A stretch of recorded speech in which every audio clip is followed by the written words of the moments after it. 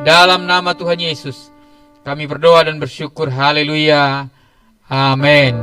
Baik, puji Tuhan. Saya menyapa saudara ya, hari ini yang sedang berada di rumah. Shalom. Saya berdoa biarlah semua kita dalam keadaan sukacita, sehat, dan tetap berharap kepada Tuhan, menantikan pertolongan Tuhan, dan Tuhan pasti selalu menolong kita. Tidak sehelai rambut kita pun yang terlepas tanpa sepengetahuan Tuhan. Itu sebabnya mari kita tetap berharap kepada Tuhan. Hari ini kita akan baca firman Tuhan. Kalau selama 2 minggu ini kita sudah belajar dari Yusuf, dan hari ini kita akan mengakhiri kisah Yusuf. Kisah yang begitu luar biasa, perjalanan imannya, dan menjadi renungan bagi kita saat hari ini, minggu pertama di bulan Oktober ini. Mari kita buka dulu Alkitab kita, Kejadian pasal 50, mulai ayat yang ke-15 sampai yang ke-21. Kejadian pasal yang ke-50, ayat yang ke-15 sampai yang ke-21. Saya akan bacakan, saudara dengar baik-baik hari ini. Kejadian pasal 50 mulai ayat yang ke-15 sampai 21. Ketika saudara-saudara Yusuf melihat bahwa ayah mereka telah mati, berkatalah mereka, boleh jadi Yusuf akan mendendam kita dan membalaskan sepenuhnya kepada kita segala kejahatan yang telah kita lakukan kepadanya. Sebab itu mereka menyuruh menyampaikan pesan kepada Yusuf. Sebelum ayahmu mati, ia telah berpesan, beginilah harus kamu katakan kepada Yusuf, ampunilah kiranya kesalahan saudara-saudaramu dan dosa mereka, sebab mereka telah berbuat jahat kepadamu. Maka sekarang ampunilah kiranya kesalahan yang dibuat hamba-hamba Allah ayahmu. Lalu menangislah Yusuf ketika orang berkata demikian kepadanya. Juga saudara-saudaranya datang sendiri dan sujud di depannya serta berkata, kami datang untuk menjadi budakmu. Tetapi Yusuf berkata kepada mereka, janganlah takut, sebab aku inikah pengganti Allah? Memang kamu telah mereka-rekakan yang jahat terhadap aku, tetapi Allah telah mereka-rekakannya untuk kebaikan, dengan maksud melakukan seperti yang terjadi sekarang ini, yakni memelihara hidup suatu bangsa yang besar. Jadi janganlah takut, aku akan menanggung makanmu dan makan anak-anakmu juga. Demikianlah ia menghiburkan mereka dan menenangkan hati mereka dengan perkataannya. Kita ulangi ayat yang ke-20. Ayat yang ke-20. Memang kamu telah mereka-rekakan yang jahat terhadap aku, tetapi Allah telah mereka-rekakannya untuk kebaikan, dengan maksud melakukan seperti yang terjadi sekarang ini, yakni memelihara hidup suatu bangsa yang besar. Dalam terjemahan yang lain dikatakan begini, dalam terjemahan yang lain ayat yang ke-20 berkata begini, tentang kalian memang telah merancang yang jahat terhadapku, tetapi Allah merancang yang baik untuk melakukan sebagaimana yang terjadi saat ini, untuk menyelamatkan hidup banyak orang. Saudaraku yang kasih, seperti saya katakan tadi, selama 2 minggu ini kita telah membahas bagaimana perjalanan hidup, perjalanan imannya Yusuf. Dan minggu yang lalu saya juga sudah khotbahkan bagaimana ciri hidup orang yang disertai Tuhan dalam diri Yusuf. Yusuf adalah orang yang disertai Tuhan dengan ciri-cirinya. Tetapi yang jelas, minggu yang lalu saya katakan bahwa orang yang disertai Tuhan bukan berarti semua perjalanannya mulus seperti jalan tol. Saya ulangi, orang yang disertai Tuhan bukan berarti semua perjalanan hidupnya mulus seperti jalan tol. Tetapi orang yang disertai Tuhan juga kadang-kadang harus melewati tantangan, rintangan, kerikil-kerikil, lubang dan lain sebagainya. Dan itu juga yang dialami oleh Yusuf. Meskipun Yusuf adalah orang yang disertai Tuhan, tetapi ada begitu banyak tantangan yang harus dilalui oleh Yusuf. Sampai akhirnya Yusuf diangkat menjadi penguasa di Mesir. Dari seorang budak, kemudian menjadi penghuni penjara, sampai akhirnya Yusuf menjadi orang nomor 2 di Mesir. Jadi saya ulangi bahwa orang yang disertai Tuhan bukan berarti bebas dari tantangan, dari persoalan. Tetapi tetap ada persoalan. Seperti yang telah dialami oleh Yusuf. Sampai akhirnya Tuhan mengangkat hidupnya Yusuf menjadi penguasa di Mesir. Kemudian saudara-saudaranya datang ke Mesir membeli gandum.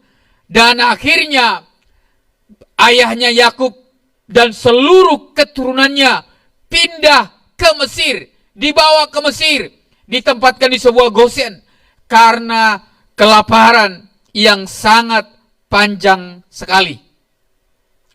Saudara yang kasih, ketika ayahnya dan semua saudara-saudaranya telah pindah ke Mesir, dan dikatakan sebelum Yakub meninggal, maka Yakub telah memberkati anak-anaknya, bahkan termasuk memberkati Yusuf dan kedua putra Yusuf, yaitu Manase dan Efraim. Sekalipun waktu Yakub memberkati, tangannya terbalik, karena lebih besar berkat yang diberikan kepada Efraim daripada Manase, yang seharusnya Manase adalah anak yang pertama. Nah, saudara yang kasih, ketika kita baca hari ini, ketika Yakub sudah meninggal, maka Yusuf dan semua saudaranya, bahkan semua Mesir, berkabung memberikan penghormatan terakhir kepada Yakub. Dan seperti pesan Yakub kepada Yusuf dan kepada semua anaknya, supaya kelak kalau Yakub meninggal, Yakub juga dikuburkan di gua Mapela yang telah dibeli oleh Abraham.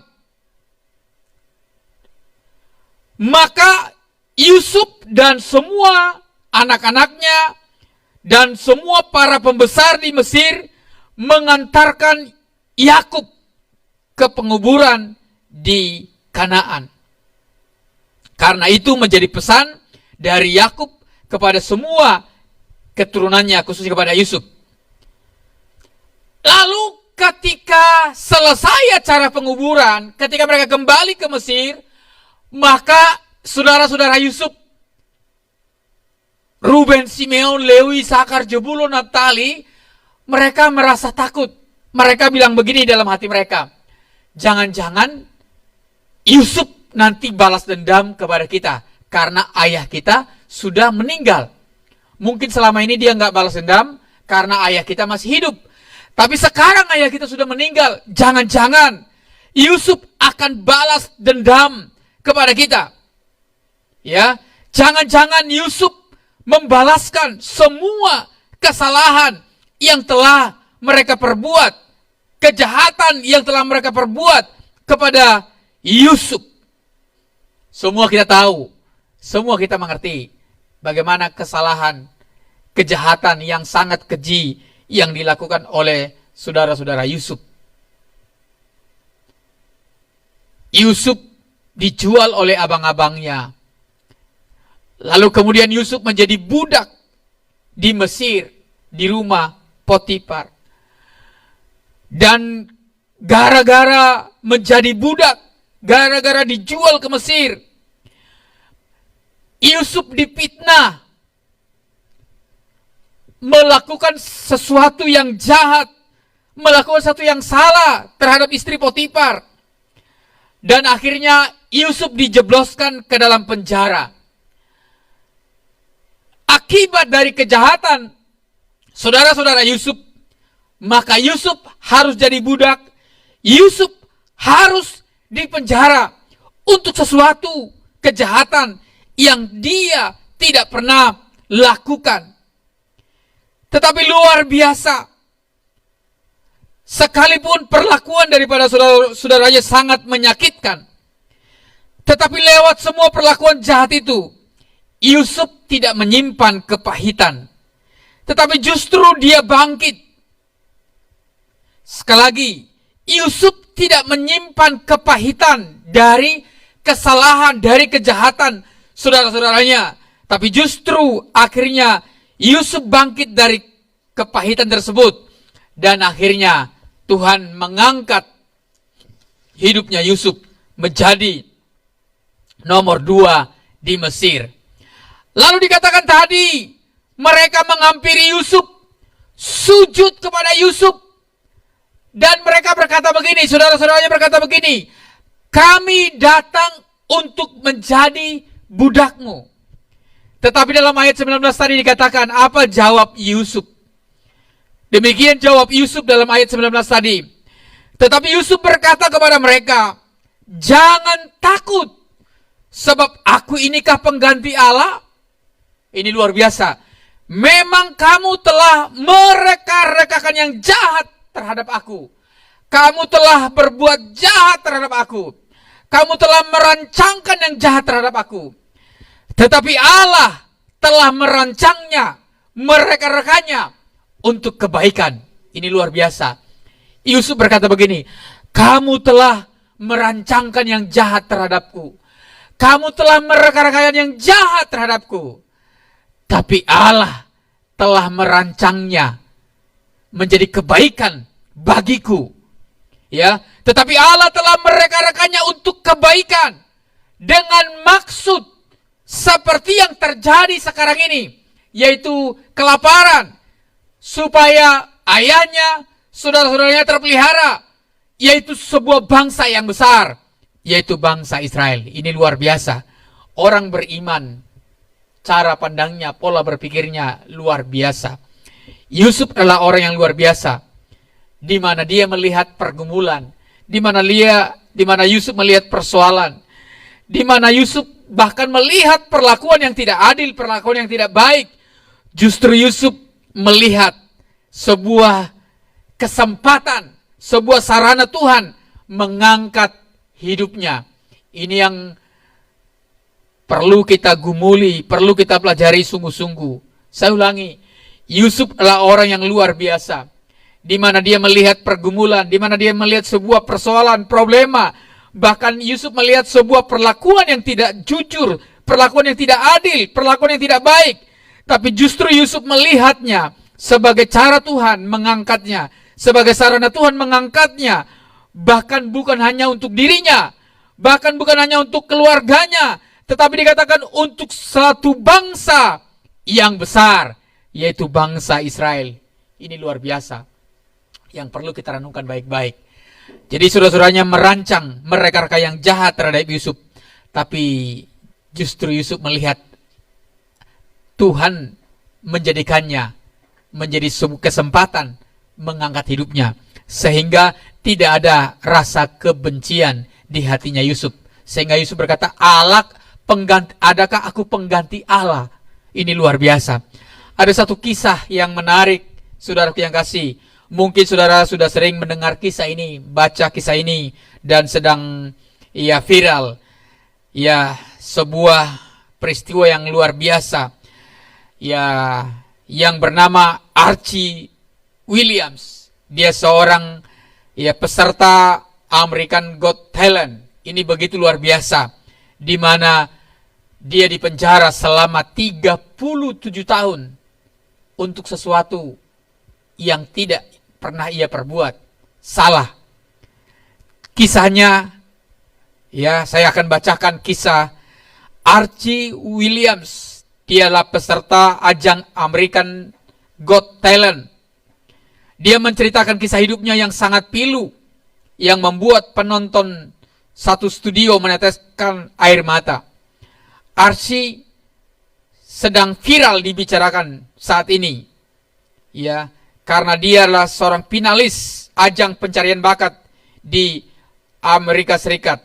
ya, yaitu American's Got Talent ya, yang membedakan Archie dengan kontestan yang lain adalah bahwa Archie adalah merupakan mantan narapidana yang menjalani hukuman selama 30 tahun penjara untuk hal yang tidak ia lakukan. Hal ini ia ungkapkan saat audisi pertamanya di depan 3 juri. Berikut fakta lengkap mengenai Archie. Yang saya katakan tadi, dialah seorang kontestan ya di American's Got Talent ya. Ya, berikut fakta lengkap mengenai Archie. Ya, di penjara selama 37 tahun di penjara dan tidak terbukti bersalah. Archie Williams di penjara akibat dugaan kasus pemerkosaan dan penusukan terhadap seorang wanita kulit putih berusia 30 tahun. Peristiwa ini terjadi pada tahun 1982 di Baton Rouge di Amerika Serikat. Pada saat penangkapan, William hanya berjalan-jalan seperti biasa sampai polisi datang dan menangkapnya. Korban tidak menunjuk foto William pada mulanya.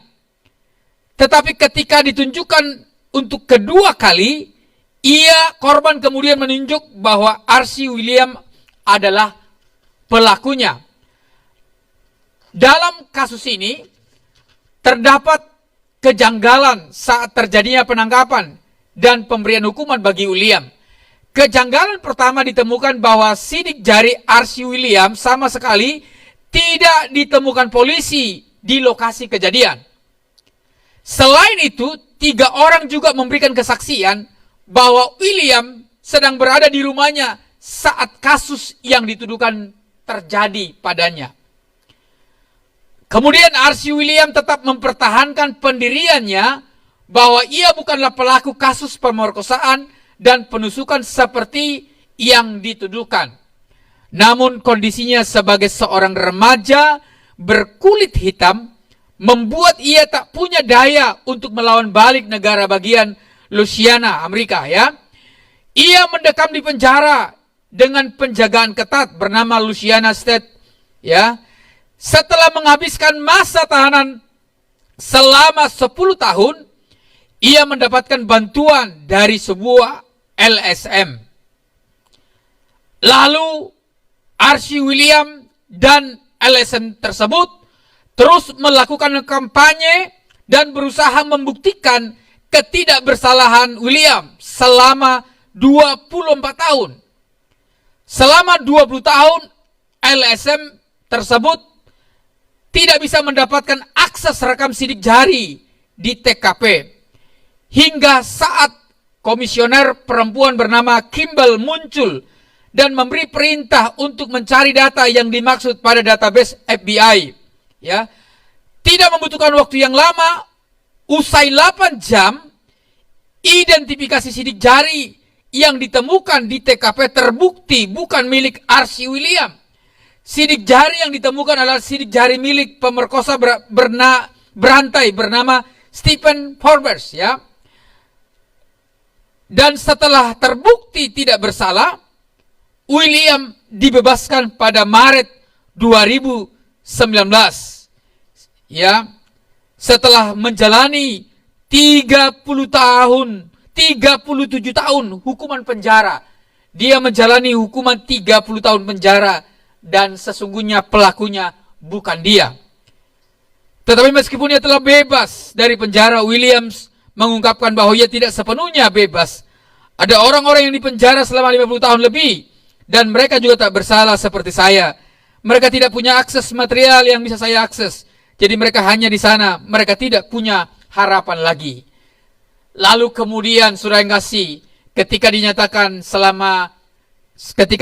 Williams bebas dan sudah melewati hukuman 37 tahun, maka berdasarkan hukum yang berlaku di negara bagian Louisiana, Williams berhak mendapat kompensasi maksimum $250.000